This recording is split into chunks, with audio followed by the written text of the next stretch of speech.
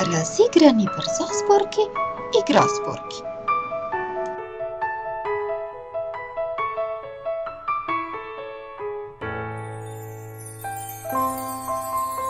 Колку се интересни, само да знаете. Наместо да стоиме така мирно во едно место и да се обидуваме да запомниме некои стихови, ние си измислуваме какви движења на кој збор треба да направиме, кога треба да плеснеме со рацете, кога треба да се наведнеме, кога треба да се завртиме и знаете колку лесно станува помнењето. Веднаш сме ја запомнале целата песничка. Ама знаете што? Ние не ги измисливме овие песнички. Ние ги позајмивме.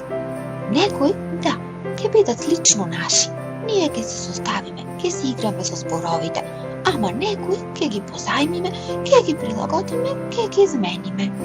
Знаете кој ги играл овие песнички? Ги играле децата, од секогаш, од далечното минато.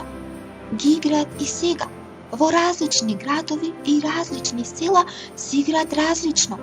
Различни правила има насекаде. Ние ќе си ставиме наши правила.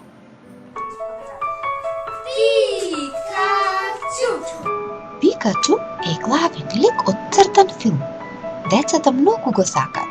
Затоа тој ќе биде денес главен и во нашата брзоспорка. Неговото име ќе биде име за игра. Пикачу, Пикачу, бе. Оваа игроспорка е лесна за помнење, но има и такви со многу зборови, со многу реченици, со многу движења кои што треба да се направат. Ама и тие лесно се учат. Подоцна и таква ќе ви покажеме. Пикачу А, Пикачу Б, Пикачу А, Б, С. Не мора да биде тоа име, може да биде било кое име, ама може да биде и било кој друг збор што ќе се одлучиме да биде.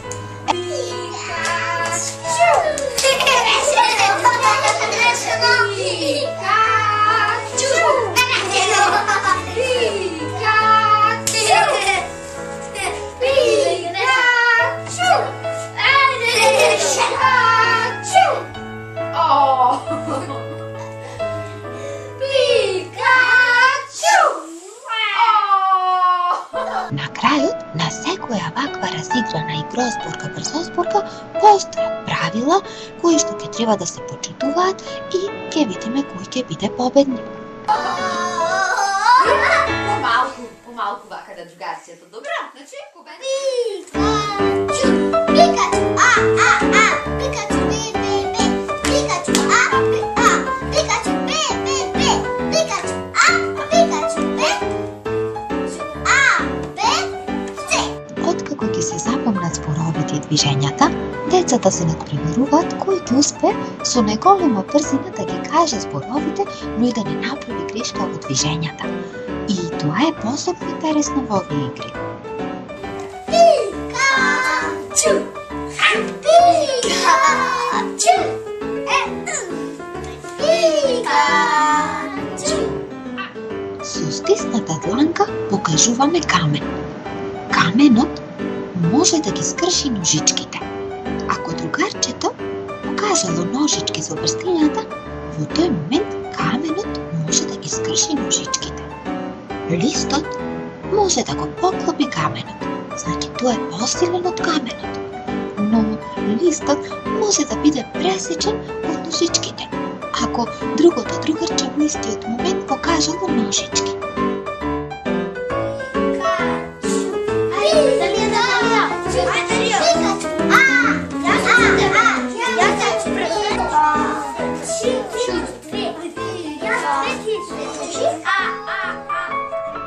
Ние еве вака си ја играме оваа игра, но во други градови и други села децата ја играат на различни начини. Денес ние бевме гости во основното училиште Браќа Миладиновци во селото Будаково. Им покажавме на учениците какви игри играме ние, ама и тие ни покажаа неколку своји интересни игри.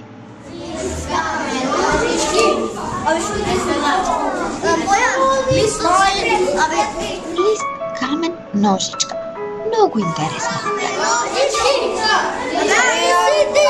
Лист, камен, ножички. Лист, камен, ножички. Ево, во сите градови и села игрите се играат на различен начин. Значи, може да се пее друга песничка, може на поинаков начин да се покажува со речињата, но на крајот сепак оној надпреварувачкиот дел е истиот. Листот, каменот и ножичката. Па да видиме, според правилата, кој е посилен. Лист, камен, ножички.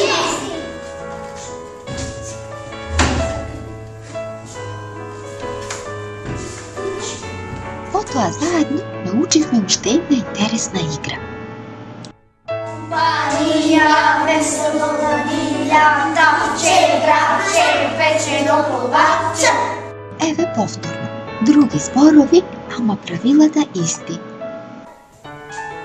Покрива. Кај нас Листот го покрива камен. На крајот изигравме уште една интересна игра. Откривме дека ја знаеме и ние, а ја знае и дечињата од основното училиште Браќа Милутиновци од селото Будаково. Макарон, Лео, Марио,